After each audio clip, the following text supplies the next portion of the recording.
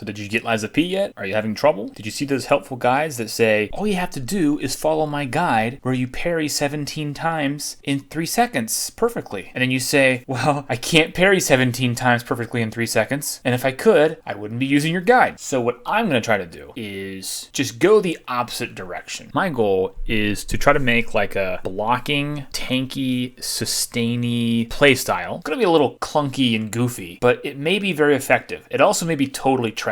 Let's find out. So the basic idea here is that you're going to inch up on an enemy and they're going to do an attack or 2 or 3 or 20 and you're going to block them and look for openings to strike them back.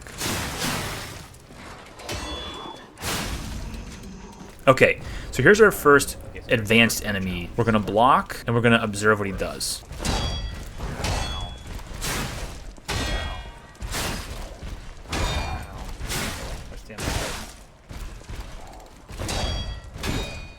So we backed off a little bit because my health got a little too low for comfort.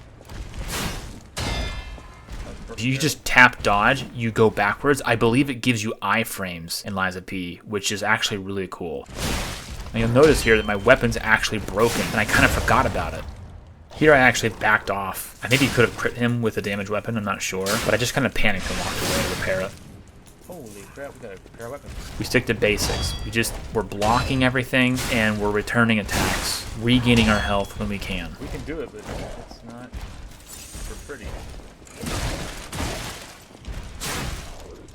There he goes. Honestly, not that bad. When I first tried that guy, I died on him like, I don't remember, like 4 or 5 times. It literally doesn't have to be that hard. So the game introduces fury attacks. That's the red attacks. You can't dodge them and you can't guard them. So my general plan is run away from red attacks, block everything else. If I feel I have an opening big enough, I'm going to go for a fully charged heavy. Oh my gosh, that's terrible.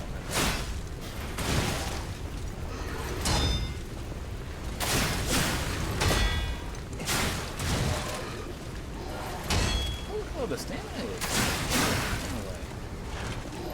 crazy. We break his stance or his posture, and what people do at this point is they often just go for the crit, but they're down for like maybe 3 seconds or so. You can beat on them before you crit them. So let's look at our punish. He goes down, we do a fully charged heavy attack, we do, I think it's called a link slash, and then we crit. It doesn't require a lot of like crazy finger dexterity. Now we have our first major boss. He hits harder and he takes a lot more stamina off when I block. But the same principles apply. Here he guards break me, but you don't actually take any more bonus damage. So with the final hit of an enemy string, it doesn't really matter a whole lot. You kind of neutralize the moment. Now this is interesting. He just misses me here. It may be because P was leaning forward, and if P was in the normal standing position, I would have got hit. That's how precise the hitbox can be. Here we get a stagger. I miss an attack. I do like 1 thrust, and then I crit. This was actually an accident, so it was a bad punish, but at least we got some damage on him. When he goes into phase 2, he takes reduced damage temporarily until he pulls his noggin off. Now his attacks become more unpredictable. This is actually where blocking shines. The more feral and weird the attacks are, the harder it is to parry and dodge them. A consistent blocking action just always blocks the attack. But his strings are getting more complicated now in phase 2.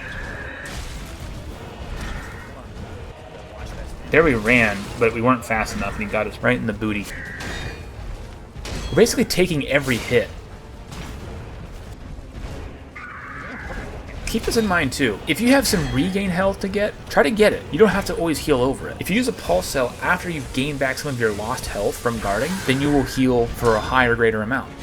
I tried to finish it, and I got greedy, and I started to take a bit more damage than I wanted. So we had to back off and heal.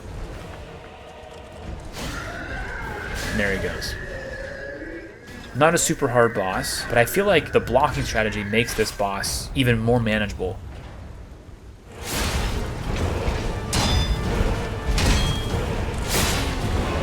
Blocking's everywhere.